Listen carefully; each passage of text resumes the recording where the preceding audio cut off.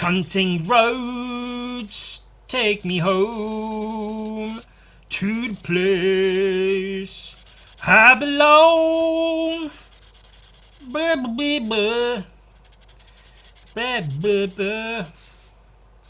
Cunting cunty roads. Oh, sorry, I was just having a little sing-song. I didn't even see that. Oh, hi, everyone. Oh, what a surprise that you're here, watching this video that I purposely recorded. Oh, hi. Hello. Hi. Oh, it's so nice of you to watch a video sometimes.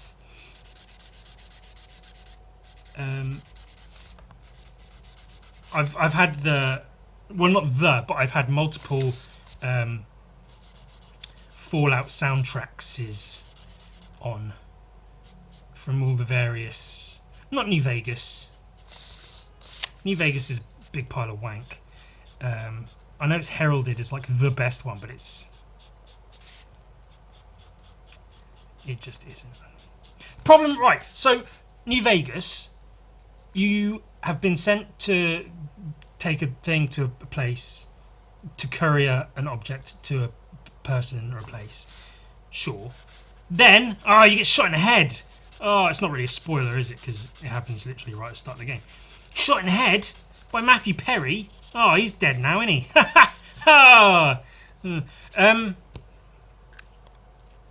So for me, the quest of that game is find the guy and shoot him in the fucking head in his cunting, stupid, checkered suit, whatever.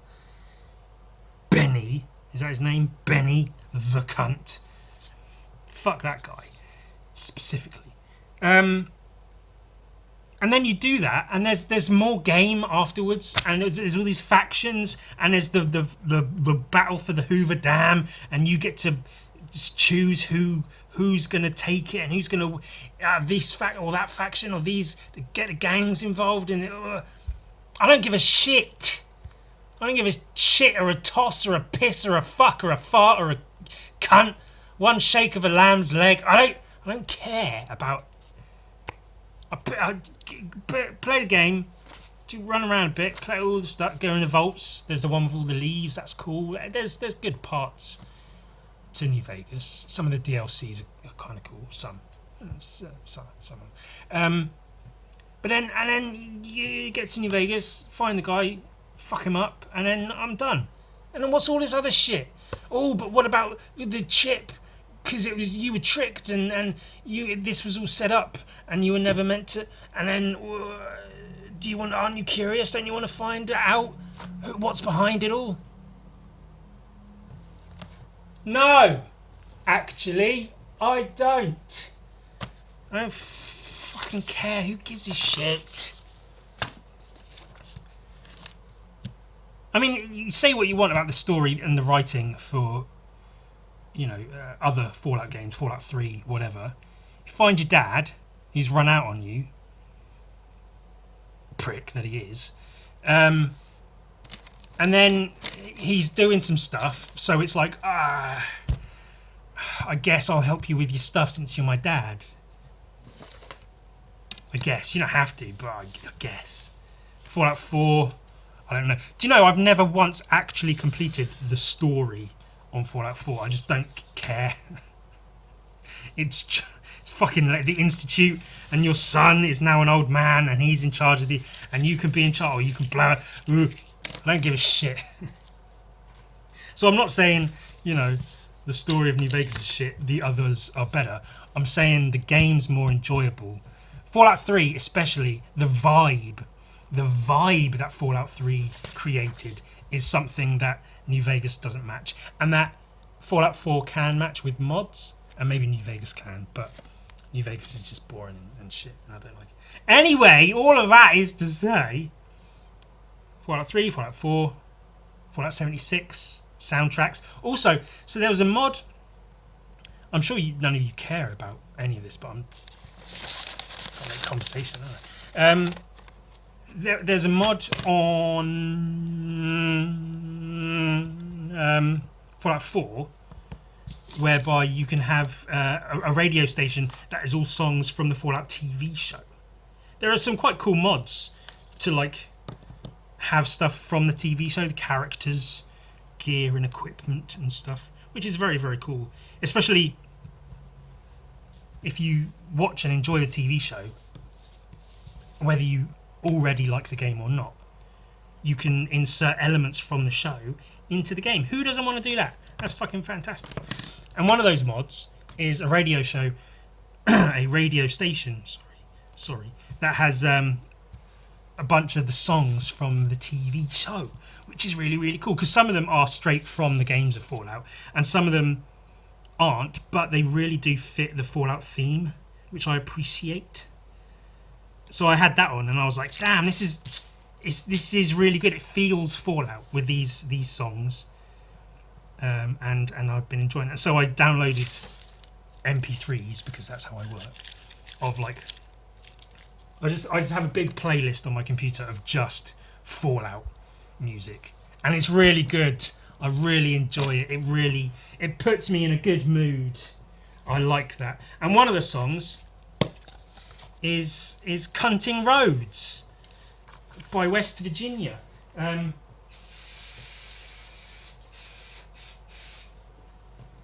Which is on Fallout 76, which is set in West Virginia, so it makes sense, doesn't it, to have the... I got this and this. These are whiteboard pens, dry wipe erase whiteboard markers, because we're gonna have a whiteboard episode coming up. I just haven't figured out what to do for it. I know I want to have an, because I've had a whiteboard. Is it still here? No, I put it on the other side of it.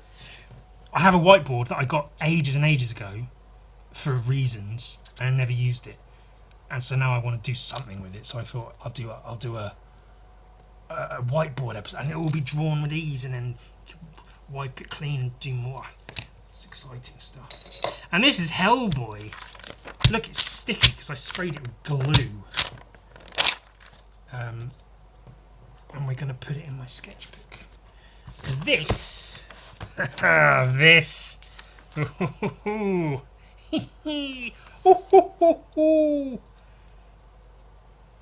this is a rough preliminary sketch. See, the spray glue is meant to be so you can peel stuff off and stick it back down.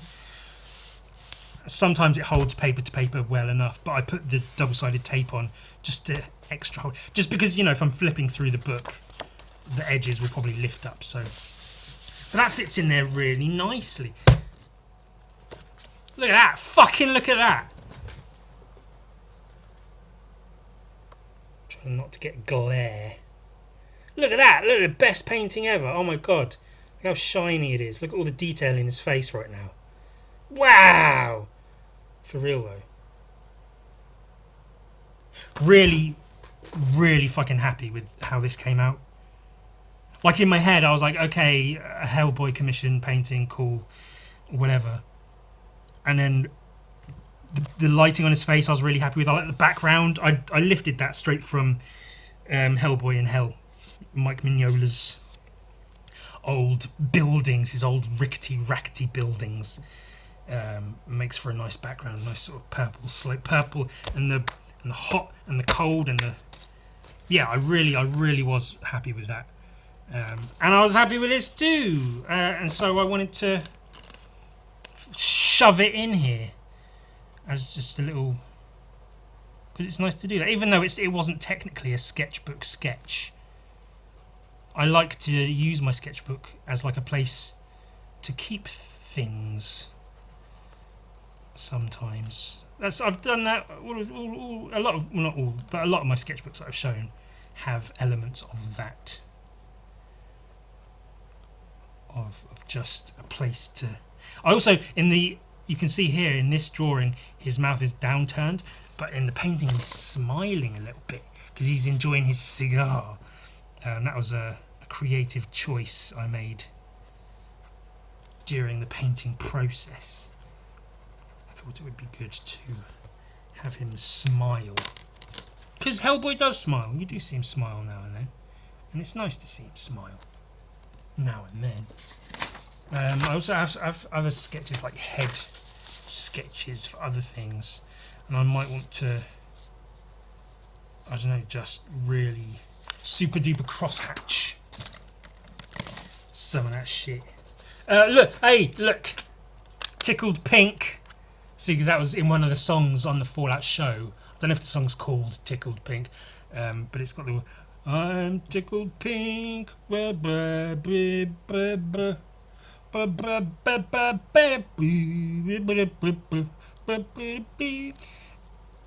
Pickled Tink. It almost sounds rude. Excuse me. It almost sounds rude. Pickled Tink, doesn't it? Like taint pubes. That's fucking funny. But who took Tinkerbell and put her in a jar of brine? Who's pickling a tink? It's almost twink, but not quite. I don't know. I thought it was funny. Fuck you. It is funny. I'm funny. Shut up. That's funny. I'm funny. You don't know. You don't know what funny. You haven't got it in you to know. You wish you were funny and entertaining like me. You wish you were a natural entertainer like I am.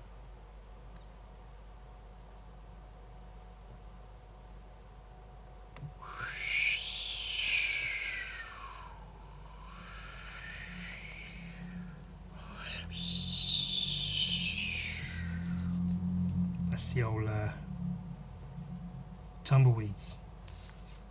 Tumbleweeds are my biggest fans. They show up to all of my shows. It's actually quite funny. My biggest fans are tumbleweeds because they always show up.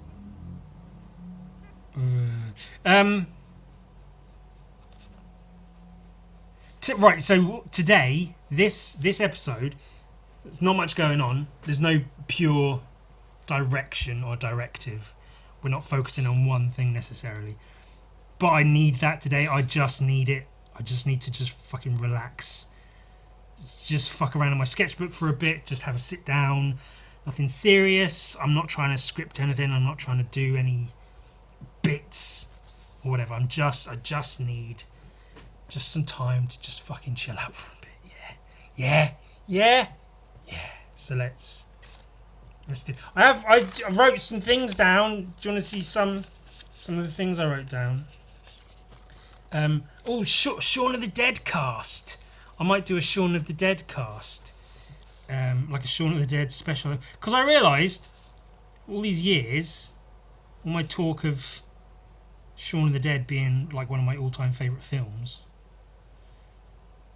I've never once drawn anything from it. Like not one like picture of Shaun. Maybe Shaun and Ed with the spade and the cricket bat and the fucking up. There's not a got red on you reference. Nothing. Even I draw a little something for there's no I in team. There's no I in team, but there is an I in pie. There's an I in meat pie. Anagram of meat is team. Oh, I don't know what he's talking about.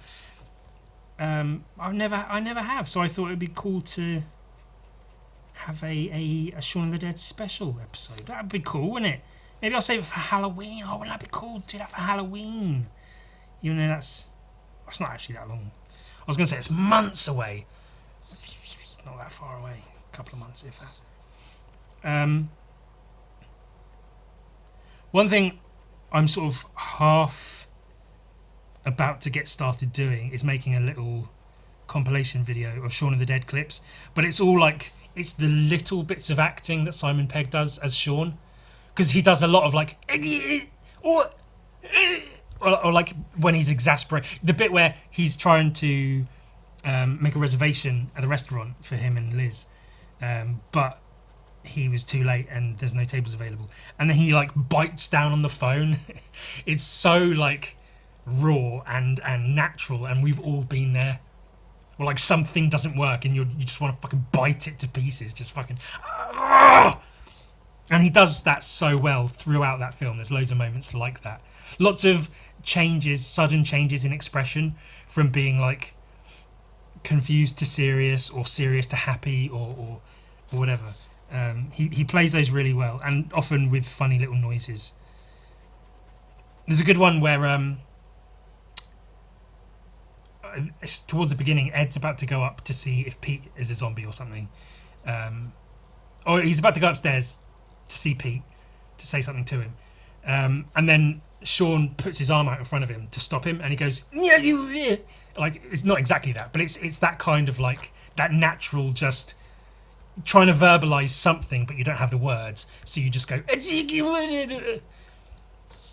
But in the film, it's a lot more natural. So I'm making a video compilation of all of those moments. Like my favourite moments from Shaun of the Dead, which are not actual moments, they're like sub moments within the film. So that could be a fun episode, can it? Hey, Shaun of the Dead, 20 something years later. I wrote down, because these are the video games I play: Fallout and Skyrim and Skate. That's pretty much it. The odd other one now and then, like Skate 3 specifically. I replayed Bomb Rush Cyberpunk recently. That was fun. But is Fallout and Skyrim and Skate. Oh my! Fallout and Skyrim and Skate. Oh my! It's like from Wizard of the Oz. Wizard of the Oz. The Oz, specifically. The Wizard of Oz. Lions and tigers and bears. Funny. It is funny. I'm funny. I'm entertaining. I'm an entertainer. I'm a natural. I watched 28 years later. There was finally a high quality video of it that I could pay for to watch completely legally. I've been told by my lawyers that that's what I have to say. I stole it. I pirated it because I'm a bandit. I'm a little movie bandit, and I steal films and music. It's okay. Just think of me as an AI company.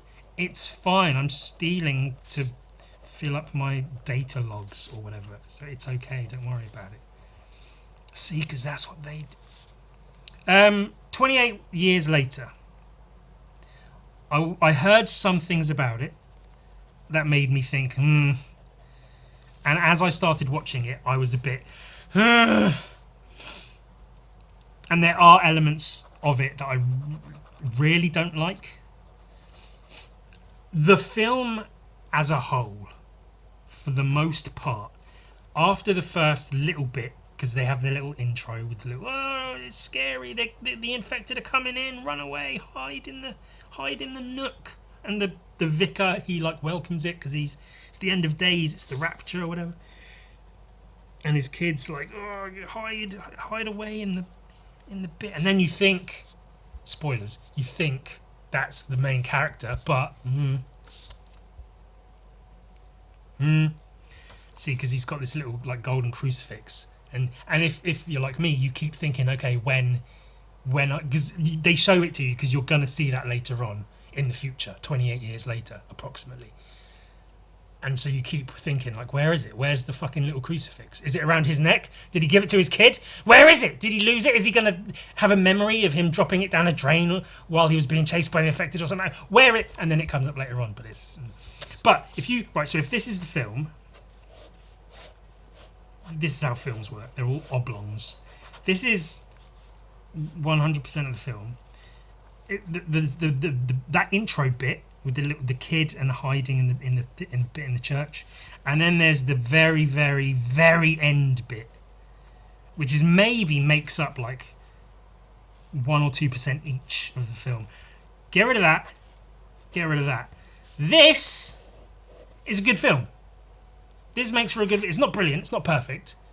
It was all shot on iPhones apparently, which at some points feels weird and doesn't work. And they did some rigs like The Matrix, where you have like a person with his penis, and the penis is relevant, and then like getting shot in the head with an arrow, and they had a rig of iPhones, I guess, around them like this, like iPhone, iPhone, iPhone, iPhone, iPhone, iPhone, iPhone, iPhone, iPhone, and they all take pictures like a fraction of a second after one another. So then you play them one after the other, and it makes like this little almost animation of like a loop around the person just as they're being shot in the head.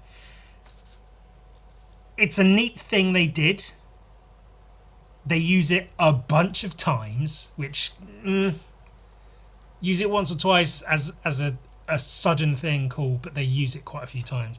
And every time they use it, like The Matrix, when they do their stuff like that with bullet time and whatever, it's worked so well into the film. And the film is like, it's kind of sci-fi and it's a bit out there. It's very, the whole film feels different, and they use slow motion and running on walls and jumping over buildings and bending over backwards and these looping camera movements and all this stuff. So when they have something like this in their film, it completely fits into the world they've created.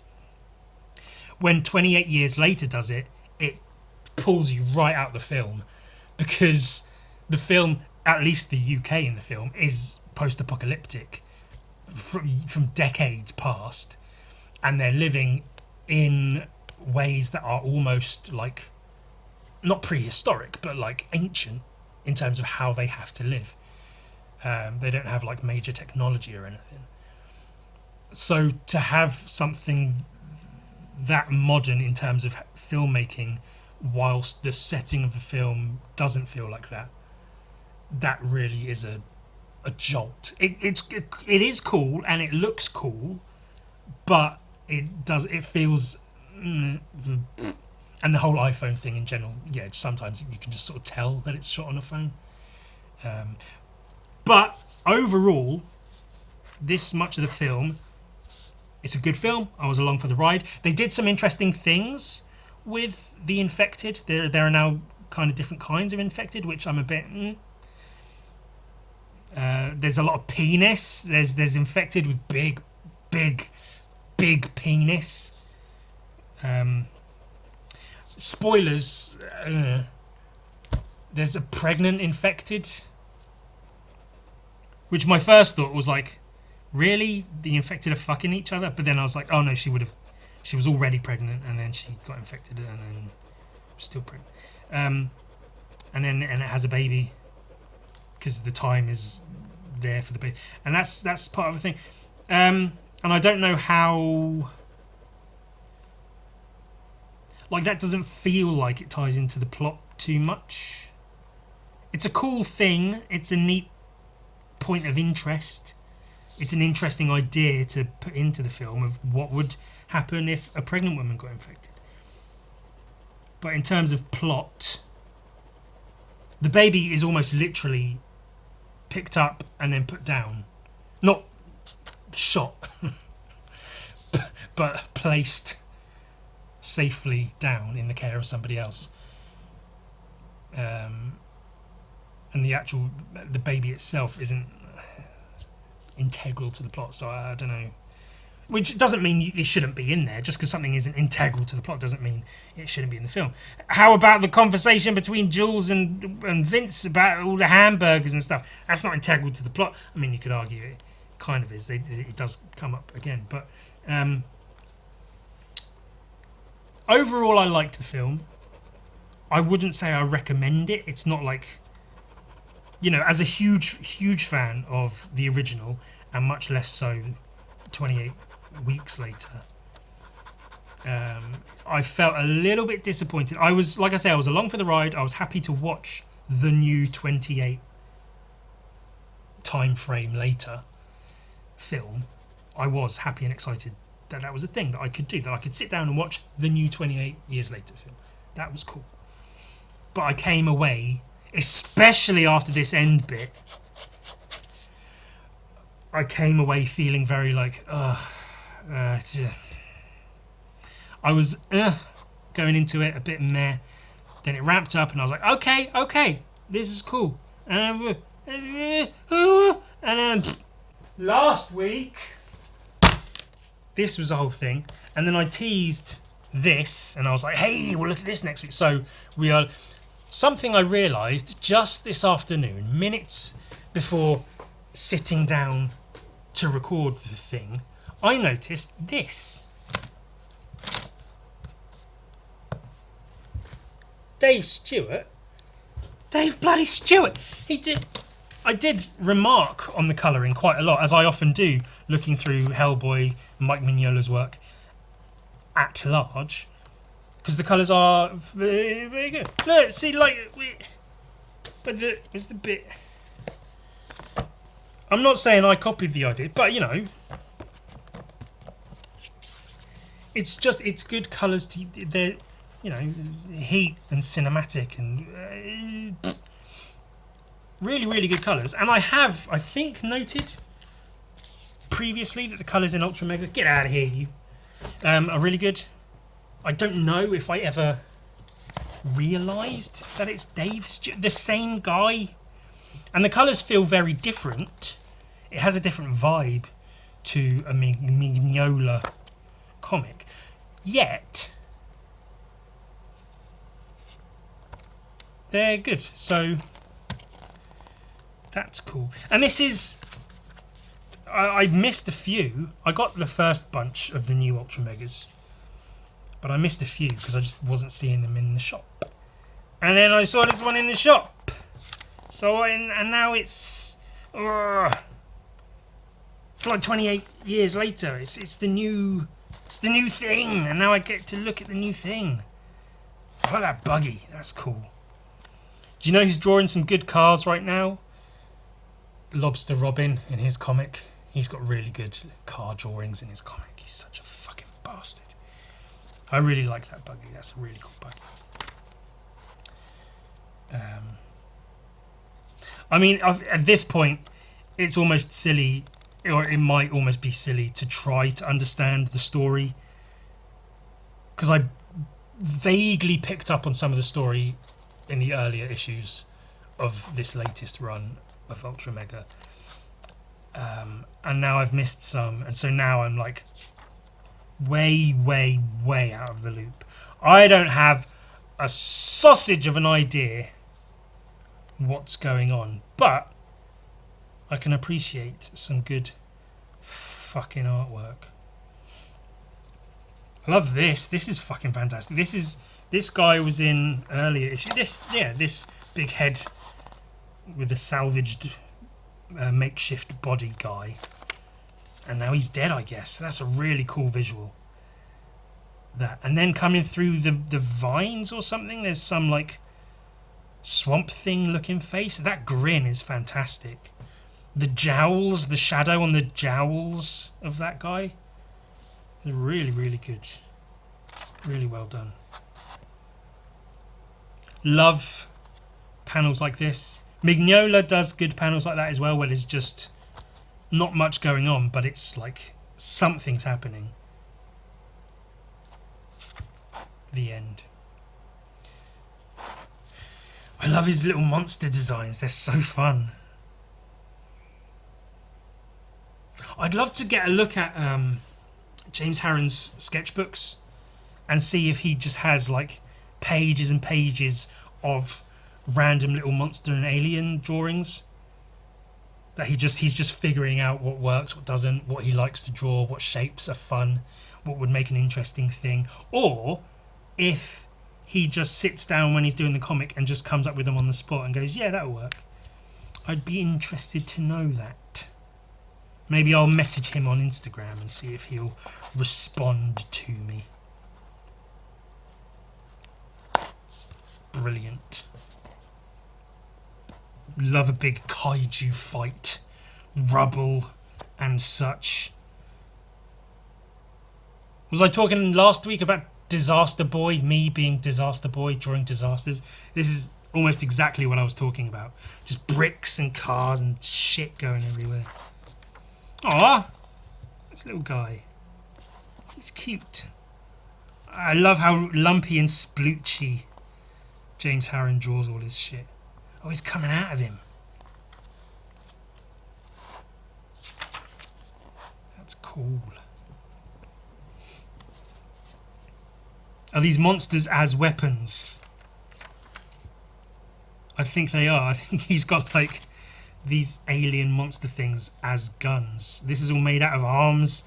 That's a big mouth and his leg he's holding.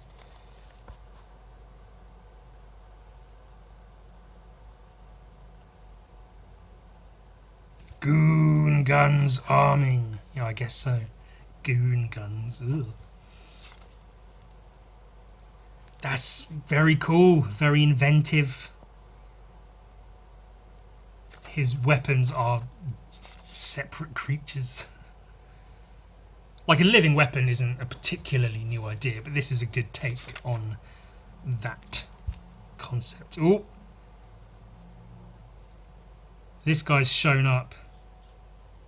That's fantastic. This, oh, he's a little guy. He shows up small, and then he goes shoom, and he grows huge, and then he swings his leg up.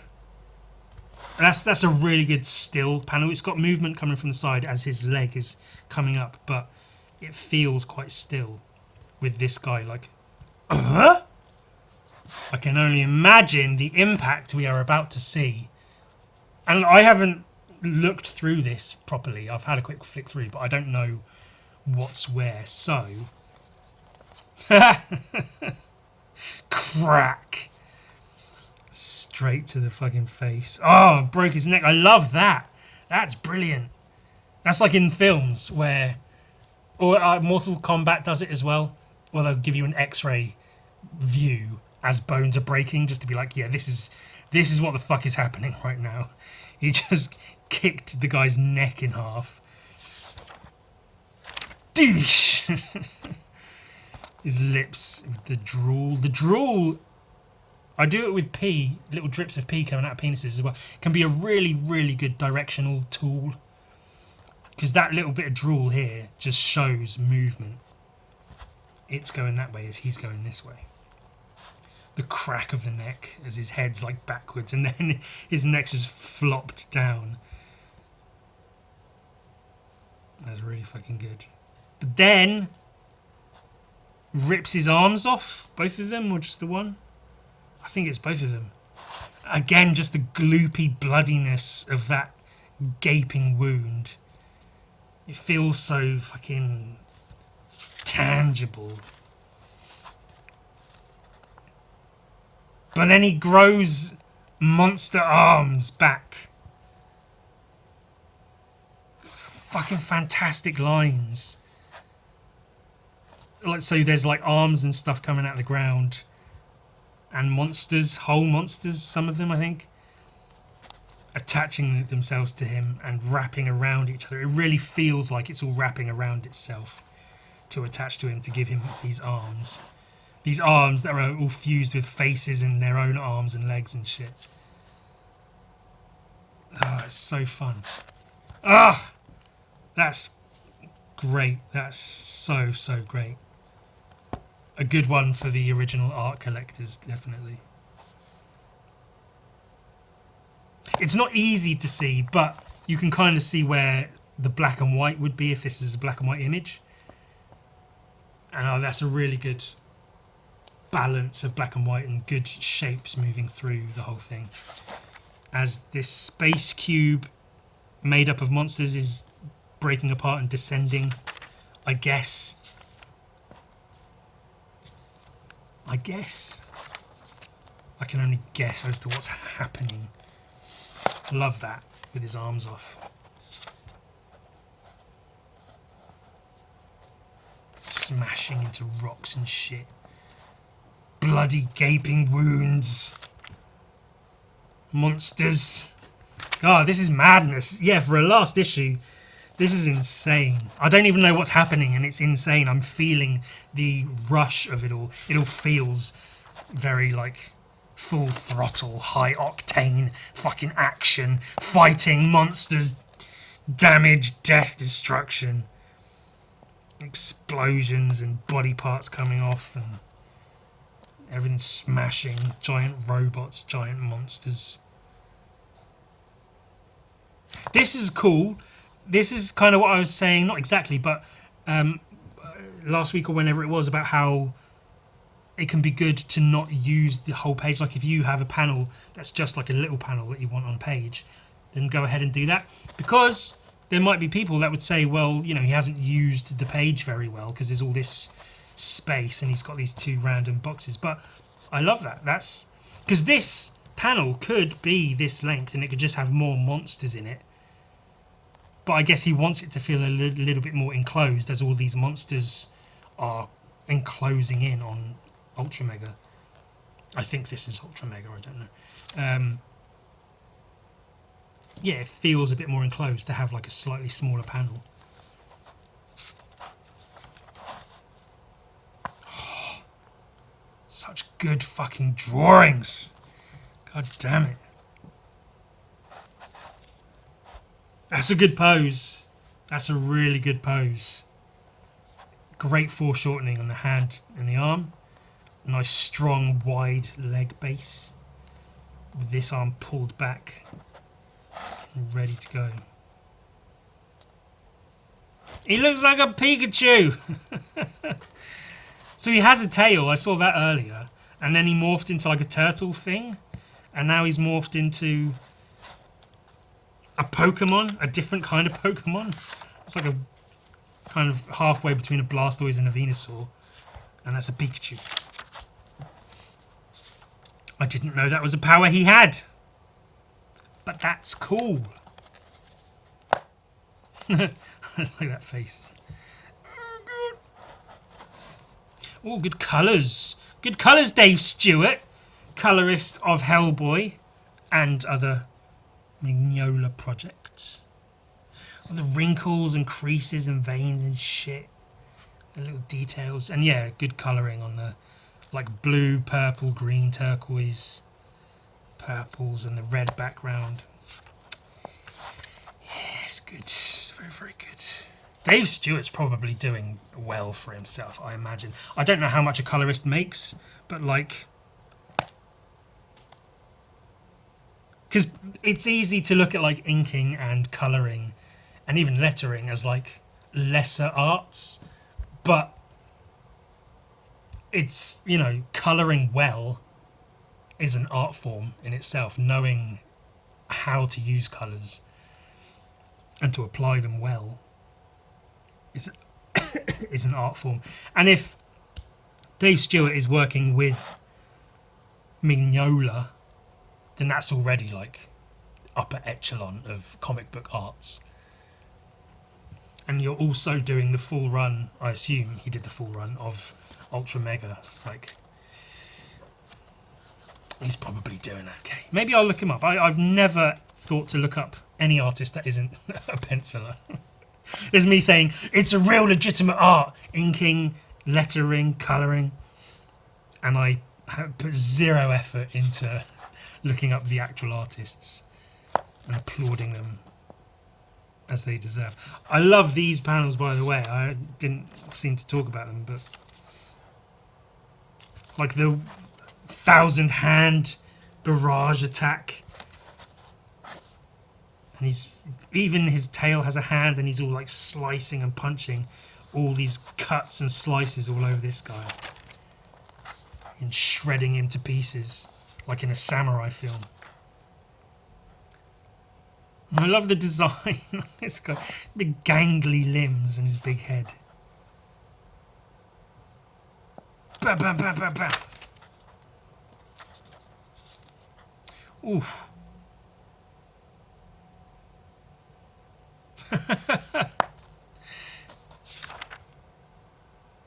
So what happened? Mega hybrid morphed into something. I guess him and others morphed together. I don't know where the others came from. I think they were in there somewhere. Maybe this is them. And then Cavity Invasion crawls up the guy's nose and he's there grabbing his head, screaming before his head gets blown out completely. They're just fucking gaping.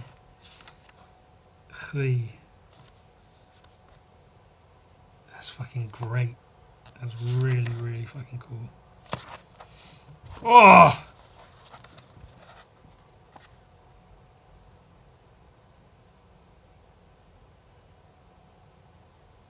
trying to figure out what's happening.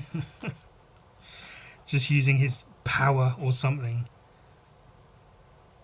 That's so effective, the way he's used lines to get the fucking rush of energy. And the whiteness of it showing how, like, the heat of the energy. This huge blast coming off of the planet.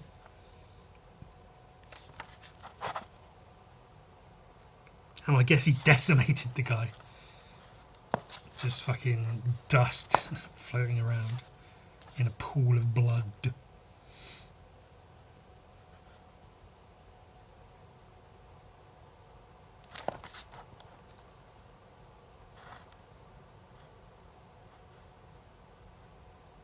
Aww, they're holding hands.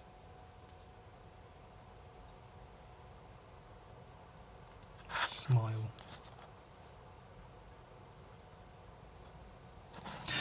There's actually a big monster. Of the hand morphs in a weird way. And Ultra Mega sat there with his big monster friend, I guess. The end. I guess that's that. Some other shit. I don't know.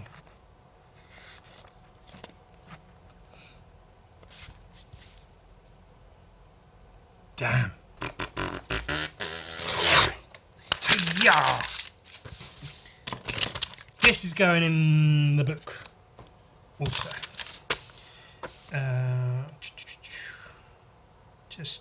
Just real quick. Bear with me while I.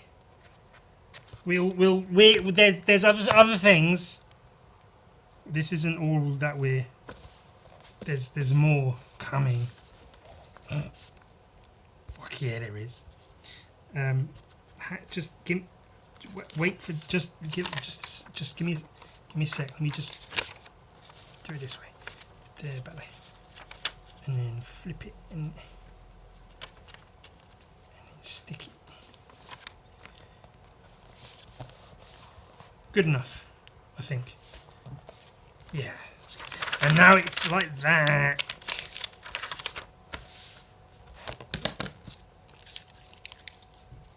A bit of differentiation in my sketchbooks. Some pages, some shit stuck down, some are lifty tab bits. I've got that coloured drawing, printed photocopy thing. This one, that's a nice flappy page that I can draw something else under. I like those moments. Bit of energy in the sketchbook. Minotaurs. What's mine is yours. Minotaurs. Tour of. I was going to make a minor joke as in an underage person, but tour when you're taken on a tour of a mine. Coal mine or something. They're minor tours.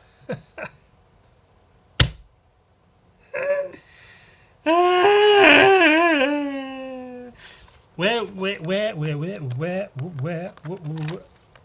was I was doing drawings? Was it last week or fucking whenever?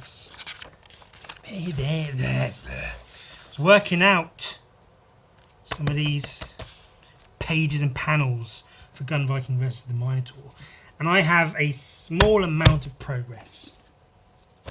This is this one. Now at this stage the inking's rough because I know I'm going to be painting over it, but you can see what's going on, can't you? He's swinging his shit.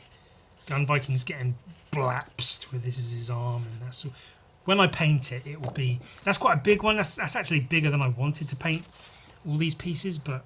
And the dimensions, as I mentioned, the dimensions are way off in terms of comic book page size, which means this might have to be like a panel within the page rather than the entire page itself. But again, that's good because it means it's not all going to be the same all the way through. I've got this one, the next one, where he's getting a fucking elbow to the face like this.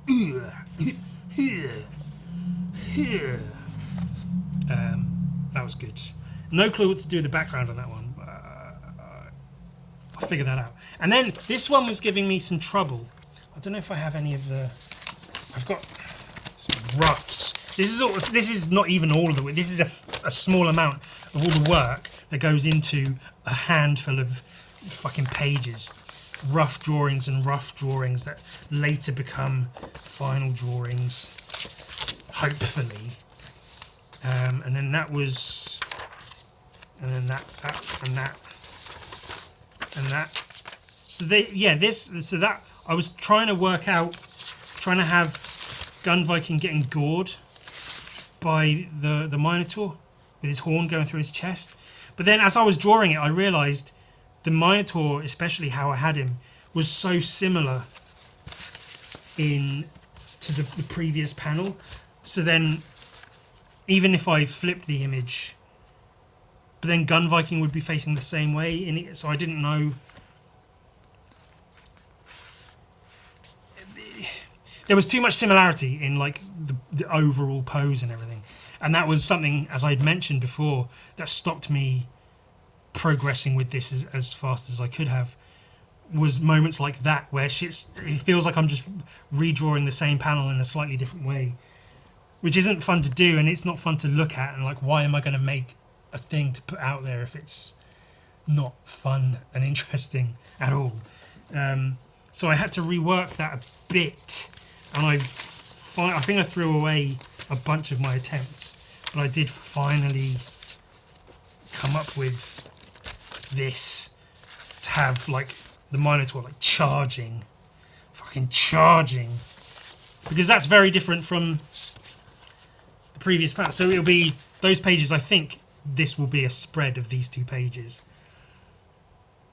And I kind of like the movement, because the Minotaur's going this way, but then he's coming back this way on this page, and Gun Viking is facing this way because he's attacking this way, and that momentum is almost continuing, but from the other side, where here he's jumping this way, but here he's being pushed this way with the horn through his chest. That leg needs to be finished, but I'll figure that out.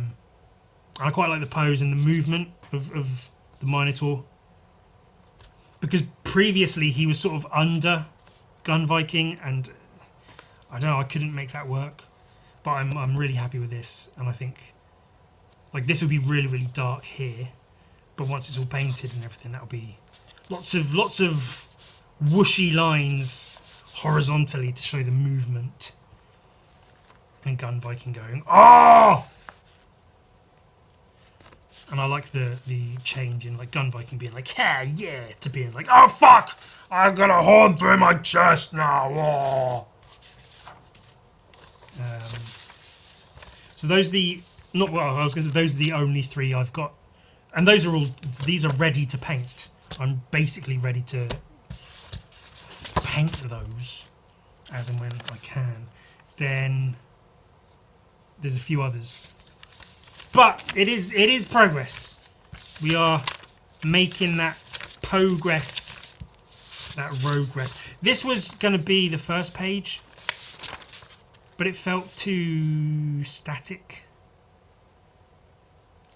And so I might have, like I said on the cover might feel more static, and then the Minotaur be in the shadows. But then here I might have him like breaking through the corner of this wall with his arm and like really coming at Gun Viking, and Gun Viking looking like he's jumping into action rather than just sort of standing and waiting for the Minotaur.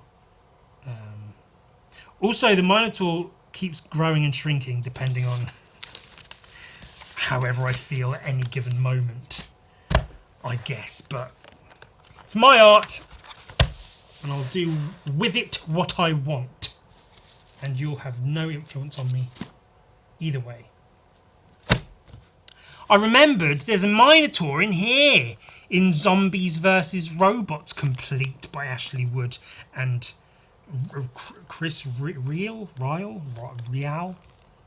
I think it's Chris. Written by Chris Real. and art and book design by Ashley Wood. So this is Zombies vs Robots and Zombies vs Amazons all together. And in Zombies vs Amazons, somewhere, there's a Minotaur. Meat. Moo eat meat. That's quite funny. So I was looking at it just because it's for Minotaur. Zombie Tour. And I might do a little reference drawing of it. This is quite a tall, not lithe necessarily, but a much slimmer Minotaur than mine. Mine's a big, chunky boy. Big street shark sized, chunky fucking Minotaur compared to Ashley Wood's. Ashley Wood's is more like almost like an ancient Greek statue kind of. He has that sort of physique, almost that perfect male physique or whatever. Perfect male physique. I like that. Cow face. And then he lops his fucking head off. Fuck, moo. Ole! Sha! With a knife fist, which is cool.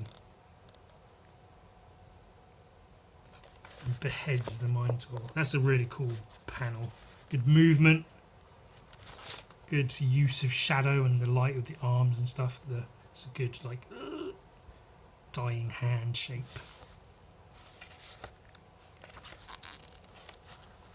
That's cool.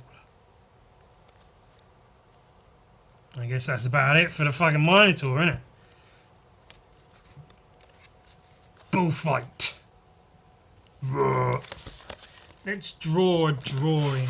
What I might do, I might not do it all right here, right now, on what we so lovingly call the podcast. I did just fucking knife myself. Luckily with a very blunt scalpel, but I did jab it pretty good in my finger. On camera. That's how dexterous I am. You saw it here first. And last. I don't know what I'm saying. But what I think would be cool is to do a little sketch of this guy. Just get an impression of like proportions and shit he's using. And then, because this will be, you know, Ashley Wood's Minotaur. And then here do the same again, but with my Nator.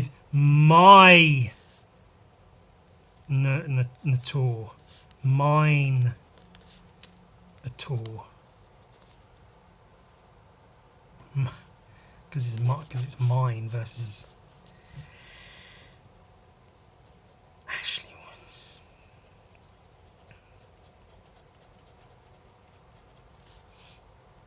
When I was in school, probably no older than 15, maybe not even 14, I thought I was very intelligent, and I thought, especially so because I thought I'd realised something that apparently no one else on earth seemed to realise, and just you have to bear with me on this. I thought I had realised that gravity doesn't actually exist. That gravity, as people call it, some force pulling everything inwards, isn't real. Shit just doesn't float around. No, wait. Shit falls to the ground because there's nothing holding it up. If I put, I don't know, if this hand of the thing, this thing's hand, if I put it here, it doesn't fall because it's being held up by this jar. But if the jar isn't there, it falls. That's why shit falls to the ground, not because of gravity, not because of some force, some magnetic force pulling things toward the earth. And I tried to, like, vocalize this and can not convince people, but just I think I was a dickhead, and I probably tried to imply that people were stupid for not believing it. And I'm not necessarily hesitant to admit it, but it is an embarrassing thing. It's cringe. It is cringe to admit that I had those thoughts and feelings. I thought that way. And I thought I was smarter than everyone else because I realised this thing that apparently no one else has. I was keyed in to some knowledge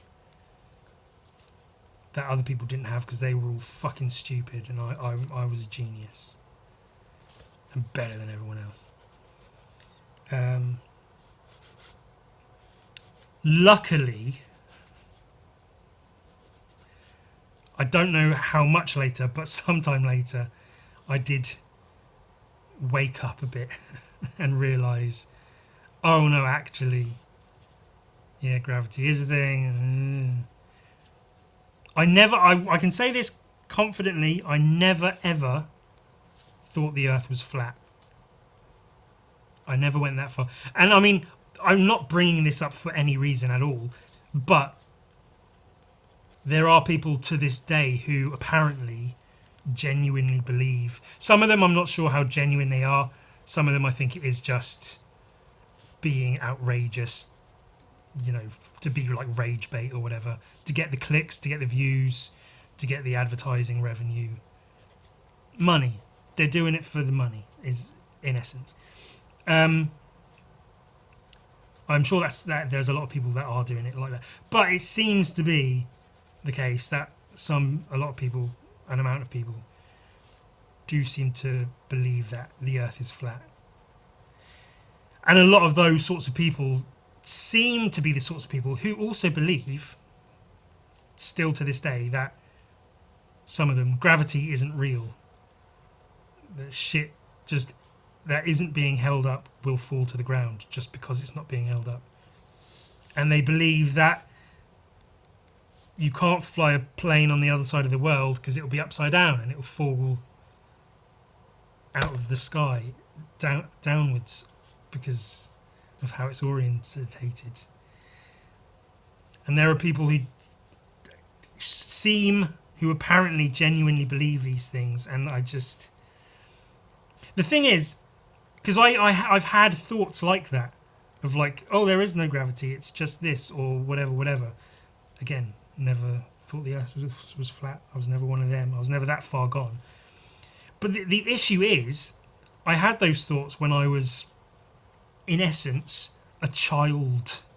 When I was of child age, 14, 15 years old. Which is child, by the way. In case there was any doubt about that.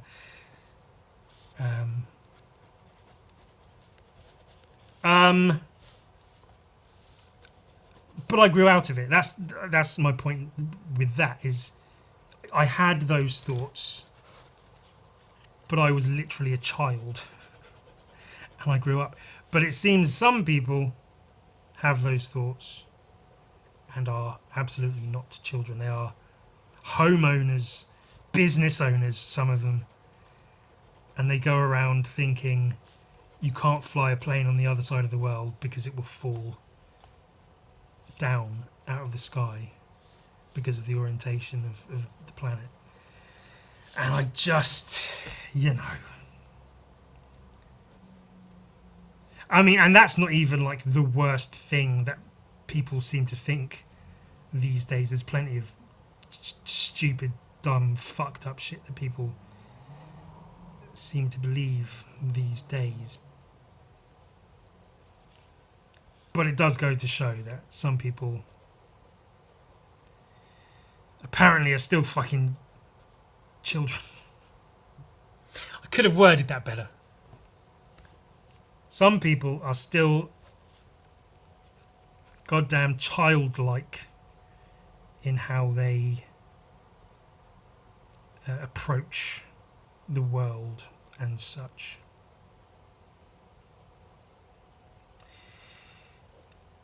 And you know, I could be like, oh, it's so sad that that's the thing. It's more just annoying. It's really annoying when you see, if you see them talk about these sorts of things. It's the smugness they have. Like, oh, you don't realise that you can't fly a plane. Oh no, because it flies. Like, they're so fucking smug about it. Like, oh really? That's what you think? You think you can just fly upside down? And it's just so like, you want to punch them, but partly because they're just fucking annoying, but also because it's like, fucking listen to yourself. Listen to learned people who actually know shit. What am I going to do? Trust scientists who've just spent their entire lives studying this shit, like they don't have an agenda. Ooh. Sick, man. And none of this, me talking about all of this, I'm not doing this with the plan of like, let me talk about the state of the world. I'm doing this just to share that I was a fucking idiot. When I was a kid, I was so sure that I was smart, I was intelligent. Turns out I was a fucking moron like the rest of them. Woe betide. Something. I like these leg shapes that he's got here.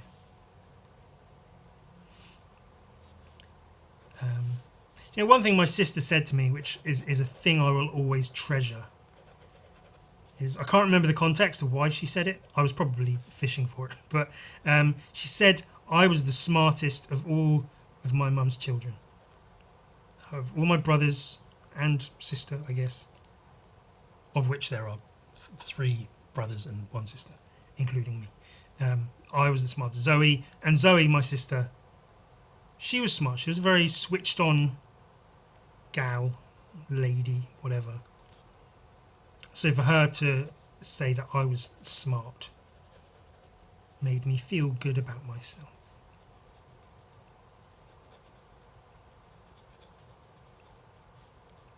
And I liked that. And this was after I had... this was after the whole no gravity thing. At this point, I knew there was gravity in it. This wasn't... It's not like she said that and then I took it to heart and thought, if I had any idea about gravity, then I must be right because I'm the most intelligent one of my siblings. Like, no, it was after that. It was... This is wrong, but it's okay. It's okay to be wrong sometimes. It doesn't happen often, but I am wrong sometimes. It's pretty neat. Minotaur. Have you seen Tekonkincrete? Otherwise known as Black and White, based on the comic Black and White. I've shown the comic a bunch of times. And the film, the animation based on that comic is really, really good. I might watch it again because it's really, really good. But there's a character in it who's like, it's kind of a character, he's like, within the context of the film, he's like a folklore monster character called the Minotaur. And I think it's just like a kid who gets angry, and then it's like, it's actually one of the kids in the main characters, and it's I don't know what I'm talking about. Meat is an anagram of team. I don't know.